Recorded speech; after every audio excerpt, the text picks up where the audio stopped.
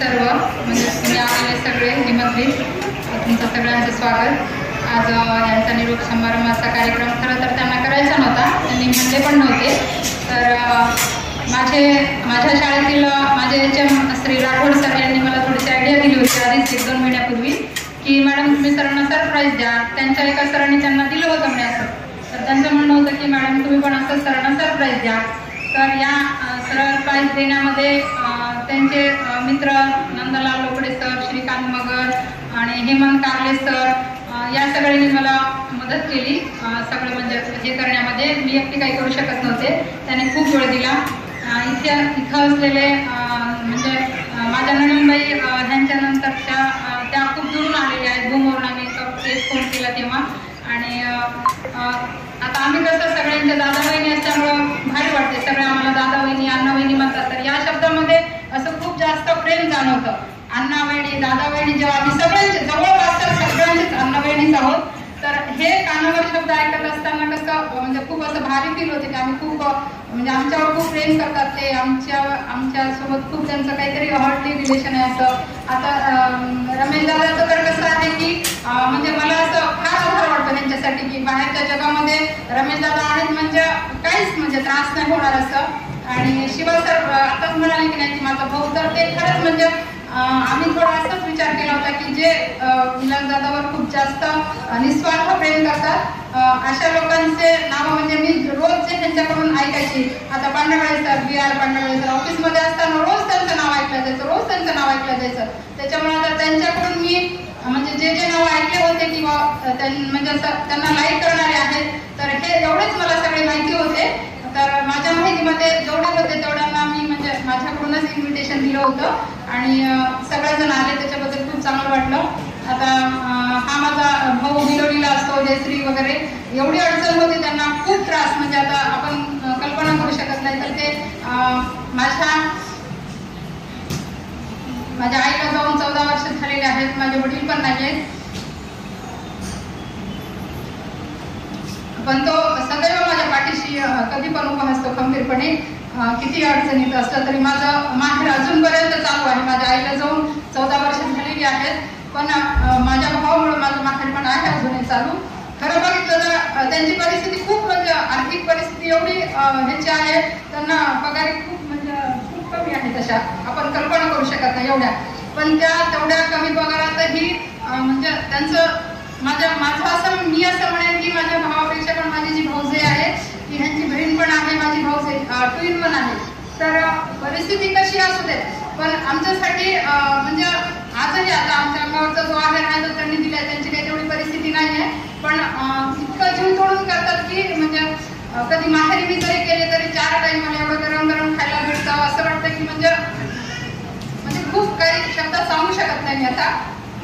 तर तो माझ्या पाठीशी सदैव उपस्थित असतो. तो आता आलेला आहे, माझी नणंद आलेली आहे. आणि राजूचं तर कसं आहे की माझं लग्न झालं की 2-3 वर्षामध्ये सासूबाई गेल्या, त्याच्यामुळं ते कसं आणि असं म्हणतात की धीर म्हणजे मुलगाच असतो आपला धीर म्हणजे काय मुलगा असतो, तो छोटा असतो आपल्यापेक्षा खूप. आणि त्याच पद्धतीने कसं झालं की सासूबाई गेल्यानंतर थोडीशी जबाबदारी आली सगळ्यांची, म्हणजे मग इकडे कोणी नव्हतं ना, तर त्याच्यामुळे मुलाप्रमाणे त्यांचा आधार असता की म्हणजे कधी काही छोट्या गोष्टी जरी झाल्या तर मी लगेच हाक मारत असते, राणी आईला असं सुख झालं, अशी अडचण आली, असं सुखादुःखाचे कोणते प्रसंग असले तरी ह्या सगळ्यांनी मला जेव्हा 2 भाऊ झाले ना तेव्हा मला लहानपणी फार वाटायचं, म्हणजे कळायचं नाही देव असते नाही, तेव्हा कळायचं वयच नव्हतं की काय असते काय नाही. तर मला असं फार वाटायचं की देवा आता भाऊ झाले तर एक बहीण असावी, बहीण किती छान असते, मी तिला वेळ खाली तिचा मेकअप करेन. तर मग निसर्गाने एक बहीण पण मिळाली मला आणि योगाने आम्ही दोघे एकाच गावामध्ये आहेत, त्याच्यामुळं तिचं खूप म्हणजे सहकार्य लागतं. तर तुमच्या सगळ्या उपस्थितांचं खूप म्हणजे मनापासून हे तुम्ही सगळ्यांनी विलासच्या सगळ्यात क्लोज असणाऱ्या प्रेम करणाऱ्या लोकांची यादी माझ्याकडे होती. असं नाही की आता बाकीचे मध्ये असं नाही, पण मी जे रोज ह्यांच्याकडून ऐकायची ना तर त्या सगळ्यांचं निबंधित होतं समजा. तर हे तुमच्या सगळ्यांबद्दल झालं. आता विलासबद्दल बोलायचं झालं तर मी त्यांचं नाव रुचिबाई ठेवलेलं आहे, म्हणजे माझी मुलगी रुची आणि तिच्या नावासमोर पा लावलेलं आहे. मी काय आबो माझे पप्पा त्याचे पप्पा असं नाही म्हणत, त्याला रुचिबा म्हणत असते मी, माझं नाव आहे ते. तर त्यांची म्हणजे मी असं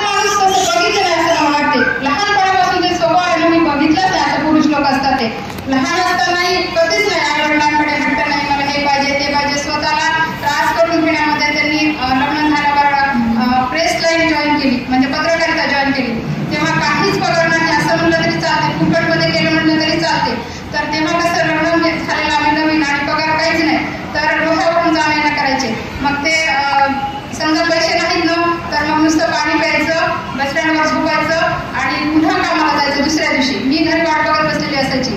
तर कामाचा इतका व्याप लावून घेतलेला माणूस म्हणजे खूप रेअर असतो. तुम्ही सगळ्यांनी त्यांची तारीफ केलेली आहे. तर आम्ही जेव्हा लोक फिरायला जातो तर प्रत्येकजण इतकं मनातून त्यांची तारीफ करताना मी ऐकलेली आहे. त्याच्यामुळे असं खूप प्राऊड फील होतं की बा खूप प्रामाणिक माणसाशी आपलं लग्न झालेलं आहे. तर प्रेस लाईनमध्ये असताना त्यांचे खूप हाल झाले, म्हणजे पगार नव्हता, मग खाण्यापिण्याचे हाल व्हायचे. त्यांना असं नाही वाटायचं की माझे वडील आहेत, शिक्षक आहेत, पगार आहे त्यांना, मग बाबा द्या मला, द्या बाबा मला, असं नाही, केव्हाच नाही. खूप हाल करून घेत, खूप कोणताही शानशोक नाही, काही नाही. इतकी झीज झाली, इतकी झीज झाली. खरं तर नांदेडे सर असते तर मला बोलायचं होतं त्यांच्या संदर्भामध्ये. ते नेहमी त्यांना म्हणतात की विलास हा शापित गंधर्व आहे, विलास हा शापित गंधर्व आहे. हे वाक्य मला त्यांचं फार आठवते. तर ते मला आणि मेन म्हणजे नांदेडे सरांनी माझ्या एवढी जबाबदार आली की विलास कसं दिवस रात्र नांदेडे सरांना दिवस रात्र लागायचे. मग घरी तर काहीच नाही, यायचेच नाही. त्याच्यामुळं कसं काम करण्याची जी हे आहे, काय म्हणतात त्याला, काम करण्याचं जे हे इतकं वाहून घेऊन की घर दर बायको लेकरं हे काहीच नाही. आणि माझ्या आयुष्यामध्ये म्हणजे कामाच्या झिजेमुळं काम करण्यामध्ये सगळे हाडं झिजून गेले मारायचे. दिवस रात्र काम करायचं, झोप नाही, जेवणाची व्यवस्था नाही, खाणं नाही, काहीच नाही. तर सगळे हाडं पाच मणक्या मागच्या ह्याचे झिजून गेले सगळे, इतकं काम केलं. झोप तर नाही, जेवण वेळेवर नाही, कामाचा खूप व्याप. हे करत असताना त्यांचं असं ध्येय कधीच नव्हतं की माझं कुटुंब आहे, मी एवढं काम करायला तर त्यांच्या काही गरजा आहेत, त्यांना काही द्यायचंय का. आता मी माझ्या मैत्रिणीचं किती ऐकते, आम्ही इकडं प्लॉट घेतला, तिकडं फ्लॅट घेतला, तिकडे शेती घेतली, तिकडं काही झालं, तिकडं काही झालं.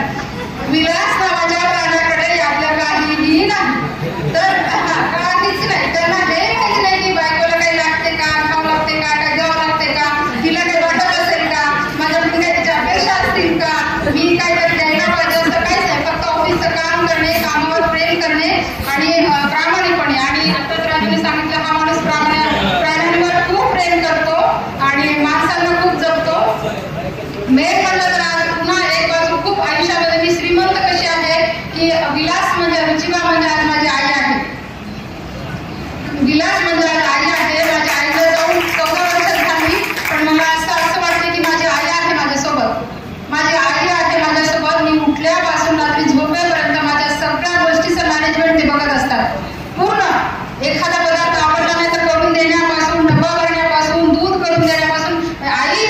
एक आई मुलाला जेवढं करू शकते ना तर तेवढा प्रेम विलासने दिल्यामुळं मी म्हणजे स्वस्तपणे जगू शकतो.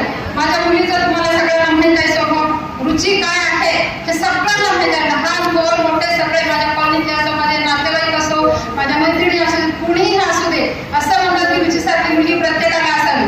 आणि शंतनूचं म्हणायला खरं तर शंतनूचा पण एक मुलगा आहे, पण त्याचं असं काहीच नाही. मी काहीही त्याला काम सांगू द्या, तो नाही म्हणतच नाही. मी त्याला जे सांगेल ते करत असतो, लगेच करत असतो, अवतीभोवती राहत असतो सतत. त्याच्यामुळं मी एक श्रीमंत स्त्री आहे असं वाटते मला. मी जगातली श्रीमंत स्त्री आहे, कारण मला असा कोणताच मानसिक त्रास होत नाही घरामध्ये, कोणत्या गोष्टीचा हिशोब विचारला जात नाही. मेन हे आहे की विलासने मला कधीच हिशोब विचारला नाही. तू हेच घेतलं, आताच घेतलं होतं की कालच घेतली होती ना तू.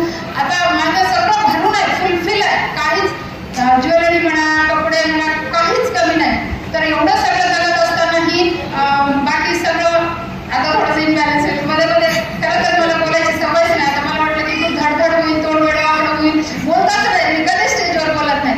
आणि मेन म्हणलं तर माझ्या सासऱ्यांचं फारच असते काय की प्रमिला तू भाषण कर, प्रमिला तू भाषण कर, तूच बोलली पाहिजे. घरी काही छोटं मोठं जरी असतं ना, प्रमिला तू भाषण कर, प्रमिला तू भाषण कर. काय त्यांचं आहे की काय नाही. मी म्हटलं काय करायचं भाषण करून. मी आता एक प्राथमिक शिक्षिका आहे, माझे छोटे छोटे लेकरं असतात, त्यांच्यासमोर मी बोलू शकते. आता मोठ्यांसमोर मला काही बोलता येत नाही. तर काय राहिले का बोलायचं. आता आणि मेन जेव्हापासून रेशूचा जन्म झाला तेव्हापासून त्यांचं जग म्हणजे रेशिओमय आहे, या व्यतिरिक्त काहीच नाही. रेशिओ का रेशिओ रेशिओ रेशिओ.